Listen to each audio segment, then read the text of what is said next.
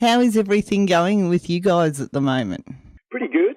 We just had a one-off gig in Paris at a tattoo convention last Friday and Saturday, and then I went back to Sweden to record an album with another band and just got back to Berlin yesterday, and now leaving for Singapore on Sunday. So things are a bit rushed, but we're looking forward to those tours to come now. Right. I think actually you can tell just by your voice that you've led quite an international life because you are German, but your accent's not really strong German now. I think you've been travelling so much, haven't you? Yeah, that's right. I also lived in the U.S. for a little while when I was a teenager, so I picked up a little bit of an American German twang there, I guess. So, you actually did start The Ocean way back in 2001. Was that like just after you left school or were you still in school? Pretty much. I graduated in 1999 in a small town in Western Germany and then went to Berlin to pursue music and to study basically in early 2000, and then didn't take long until I started the band here in Berlin. And has it become everything you envisioned it to be at the time? It's become a lot more.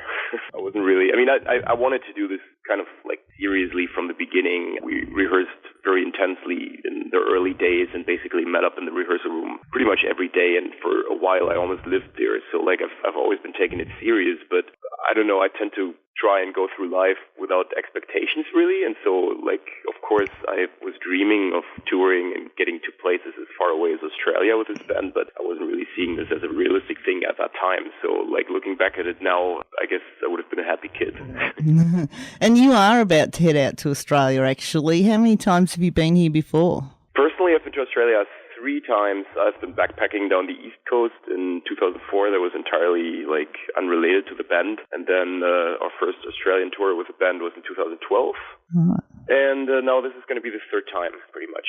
Oh, so you know Australia pretty well from your backpacking time then? Yes, I've basically been to Queensland. I've seen the East Coast, and then also after the last Australian tour in 2012, I bought a van in Perth and drove up all the way to Darwin. So I've seen that stretch of Australia. Wow.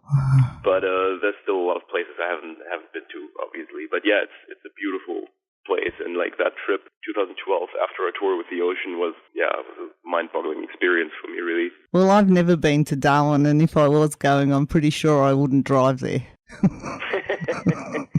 Yeah, I understand. It's a long way. Part of the thrill for me, really. Yeah.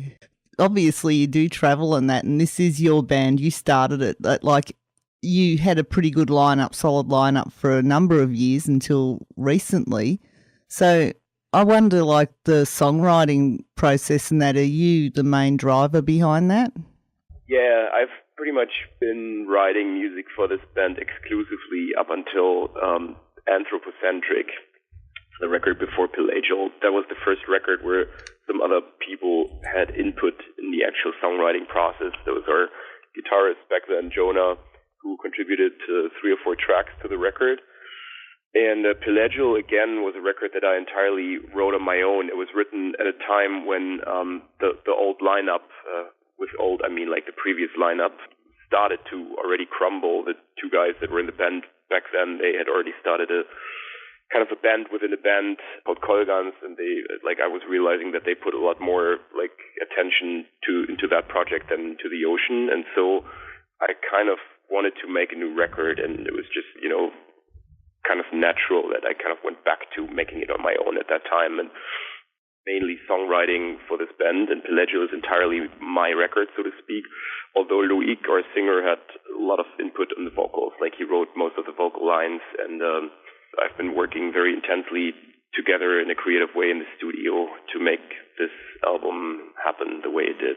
Yeah, I'm just actually, I am looking at the event page for your Australian tour, which people, if they look up The Ocean Pelagial Australian tour, they'll find it. And it says that I knew you were performing the album from start to finish, but you're not having any breaks in it. It's a continuous musical piece. Pretty much, yeah. It's all the songs are, the transitions between the songs are flowing in a way. There's no pauses or no stops. There is time, obviously, to tune our guitars every now and then, so we have samples playing and stuff, but it's basically one continuous piece of music from the beginning to the end. And we always played in that order, which only makes sense because, it would make makes sense to jump from like the lower zones to the upper zones and like mix it all around. So like it's very predictable, the show, if you know the record. Right. Do you have a special attachment to the ocean? Yes, I do. I have experienced some of the most intense moments of my life, somewhere close to the ocean or even in the ocean, both positive and negative. I've nearly drowned when I was a kid, and I've also had some really, really beautiful moments that are all very closely related to the sea. So I do have a very intense relationship to it, and it's a huge source of inspiration for me. I've been going to a place on the coast of Spain for all my life, basically, and I've written the last 4 of the ocean records there while looking out to the sea, basically. So it plays a very significant role in my life, yes. I'm also an avid scuba diver and have been since I'm 15 years old, so I've seen the ocean from below as well.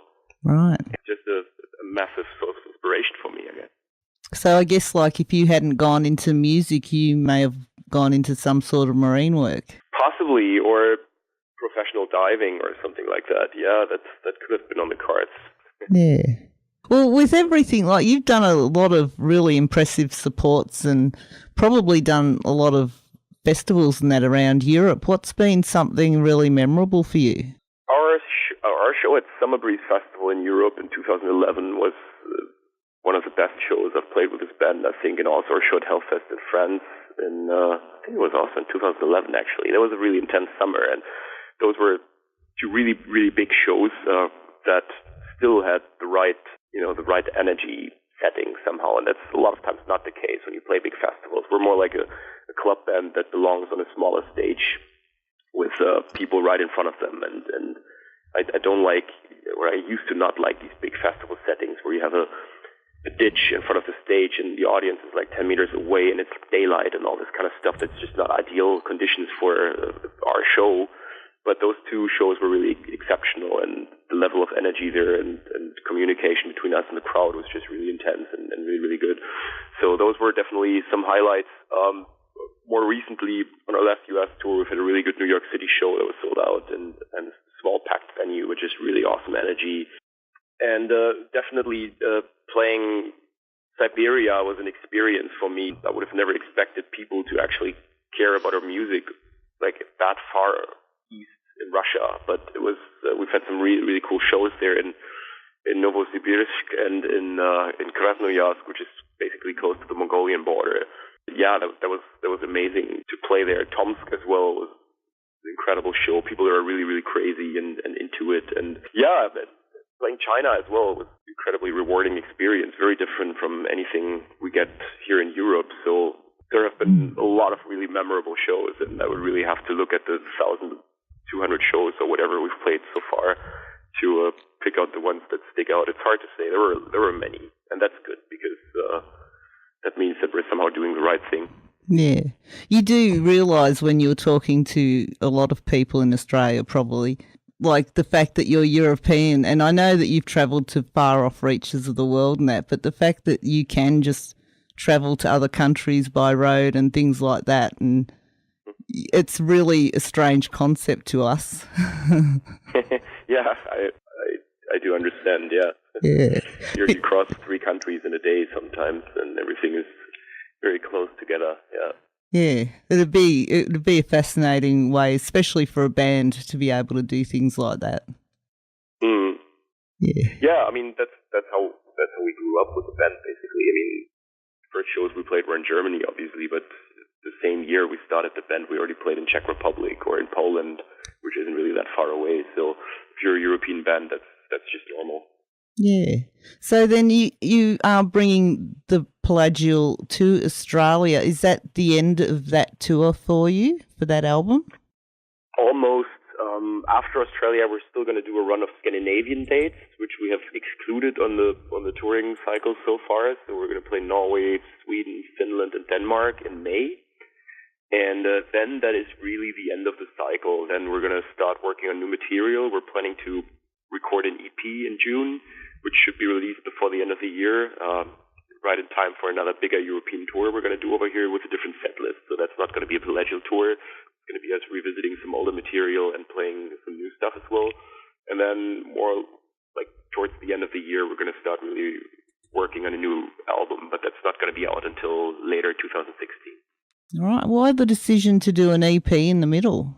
We have a couple of leftover tracks from the Pelagial session where we already recorded drums, but that didn't end up on the record. So those songs I want to release before we really work on new material.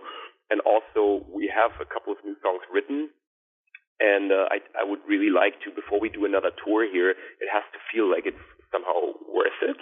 Right. And that means that we have to play songs that we haven't played live in a long time, because I tell you, we're getting a bit tired of playing the Pelagial stuff. Like, it's still exciting to do it, and we're going to give 100% when we do, but we've played like almost 300 shows on it right now. And when we do another tour here in Europe, it wouldn't work to do another Pelagial tour, because we've already toured everywhere with Pelagial, and people want to see something new, and we want to play something new. So that's why we really want to release at least an EP, to have something new that everyone feels fresh and excited about, and also for the new players that joined the band last year, basically, to have something that they actually played on, and that they affiliate themselves more with just the rehearsed routine that they play now, basically. You have to keep in mind that Loic and me, our singer and me, are the only people that actually wrote Pelagial and played on Pelagial. All the other people in the band now, they haven't really played on the record. So it's important to give them, like, to really get them into the boat now, and to really make them feel that they're a part of this and not just playing in a cover band. And that's why it's a good idea, I think, to do this EP with a new track that everyone has been involved with, and that everyone has recorded in the studio, and then move on to new stuff. That's the plan. Yeah, and I should tell people they can find out a lot more about your band at theoceancollective.com. That's right. And you are The Ocean Collective on Facebook. That's also correct, yes. Yeah, and you'll be in Australia from April the 8th in Canberra, right through until the 19th in Perth. Unfortunately, Melbourne has sold out, so we might have to put a bit of pressure on to get an extra Melbourne show going there. Wild Things Presents are the people who are bringing you out here, so if you want to get tickets, go to wildthingpresents.oztix.com.au. Sure. Thank you very much. I'd love to talk to you for longer, but I'll get in trouble if I do. Right on. So, yeah, April in Australia. Look forward to seeing it. Sounds like a massive show. And we look forward to the new album or the EP when it's released later this year too. See what you've been up to with the new members. All right. Cool. Thanks you for your time then. Thank you. And I look forward to talking to you again one day. All right. Bye. Yes. Bye.